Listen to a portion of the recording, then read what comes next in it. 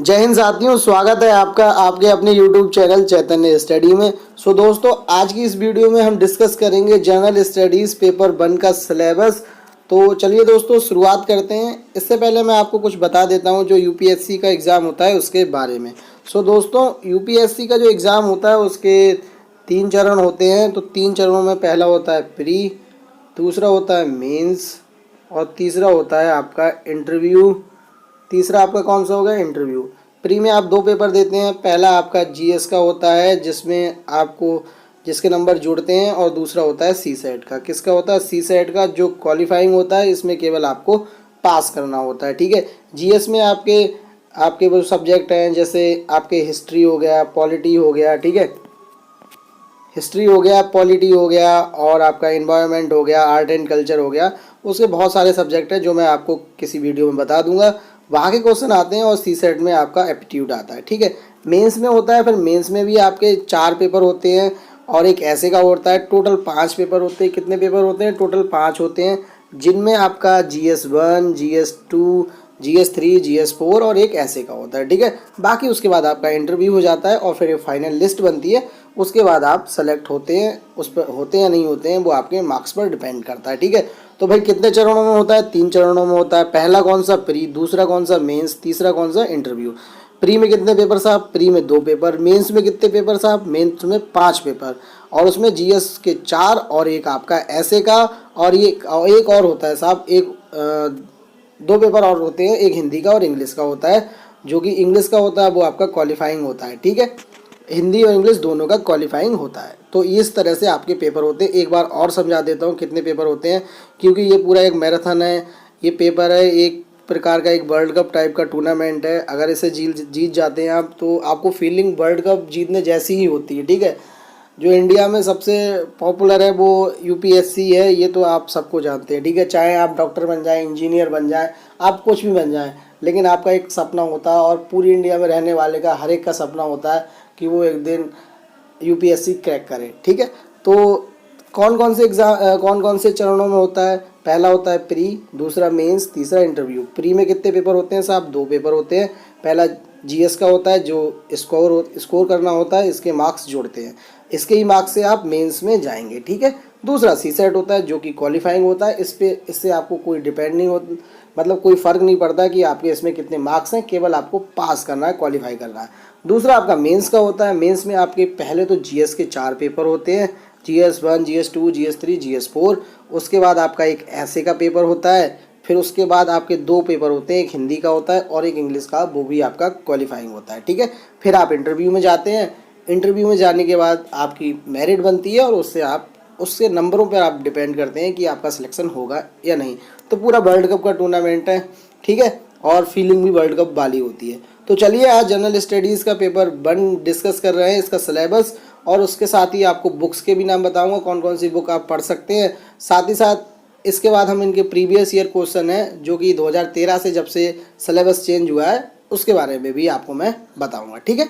तो चलिए स्टार्ट करते हैं। प्रीवियस ईयर पेपर के लिए कल से वीडियो स्टार्ट हो जाएंगी आना।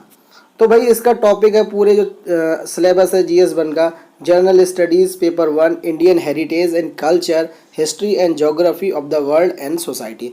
तो भैया, इसमें कौन कौन से सब्जेक्ट आते हैं? तो सबसे पहले आपका हिस्ट्री आएगा, ठीक है। हिस्ट्री आपका आएगा, ठीक है। और हिस्ट्री का एक और पार्ट आएगा जो आपका आर्ट एंड कल्चर है। कौन सा है? Art and culture. तो आर्ट एंड कल्चर के लिए बुक कौन सी आप पढ़ते हैं या पढ़ेंगे?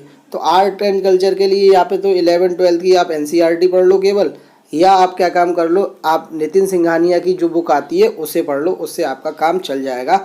आर्ट एंड कल्चर बहुत ही ज़्यादा पूछा जाता है, या मतलब हर साल तो आपका पूछा ही जाएगा आर्ट एंड कल्चर से, इसमें क्वेश्चन आना आपका ज़रूरी है, ठीक है।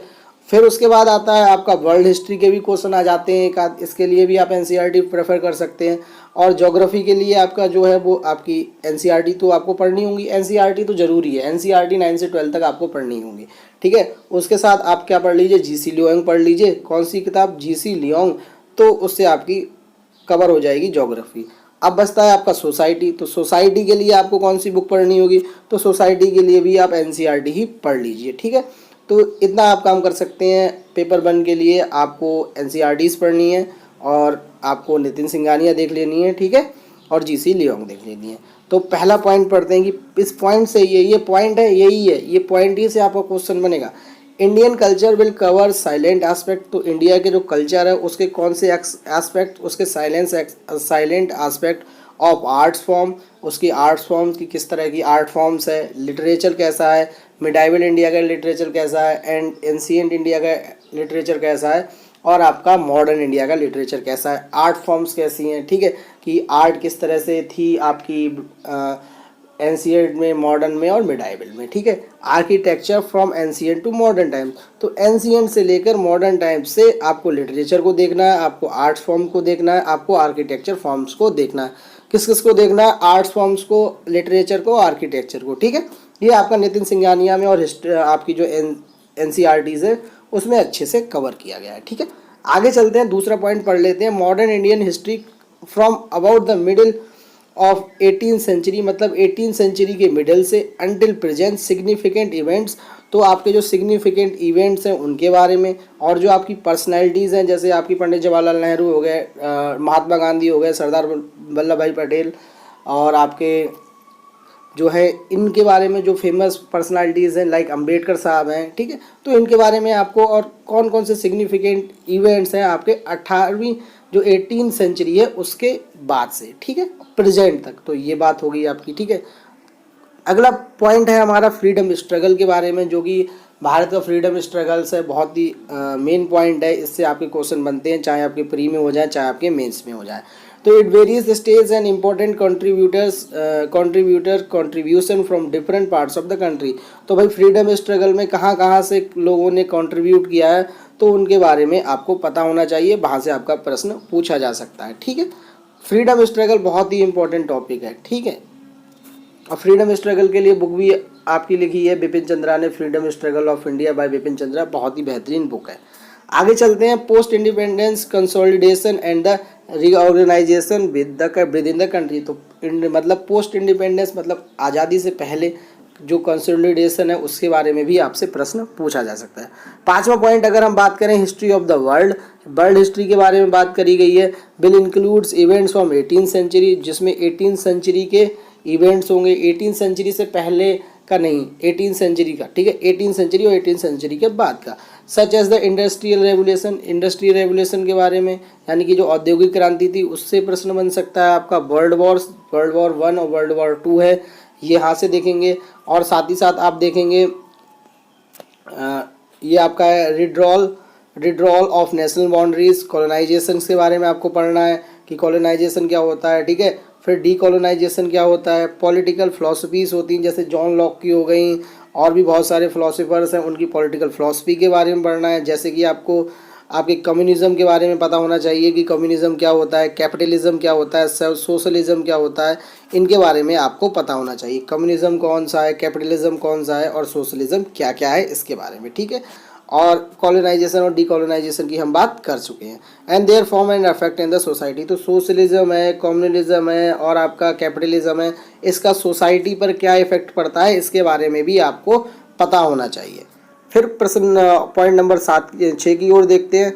The silent feature of Indian society, diversity of India. तो इंडिया के जो सोसाइटी है उसकी डाइवर्सिटी के बारे में कि किस तरह से डाइवर्स है, और उसके बारे में भी आपको पता होना चाहिए। तो इंडिया के जो साइलेंट फीचर है सोसाइटी की, जो आप एनसीईआरटी से पढ़ेंगे तब पता चलेंगे, उनके बारे में आपको गहन अध्ययन होना चाहिए। इसमें अध्ययन काम नहीं चलेगा, गहन अध्ययन होना चाहिए, ठीक है।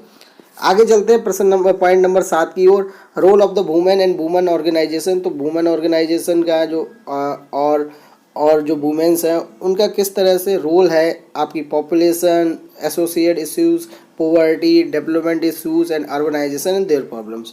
तो अर्बनाइजेशन की क्या है और अर्बनाइजेशन की कौन कौन सी प्रॉब्लम्स हैं, पोवर्टी क्या है, क्या क्या प्रॉब्लम्स है, उसके सारे एस्पेक्ट आपको पता होना चाहिए, ठीक है दोस्तों।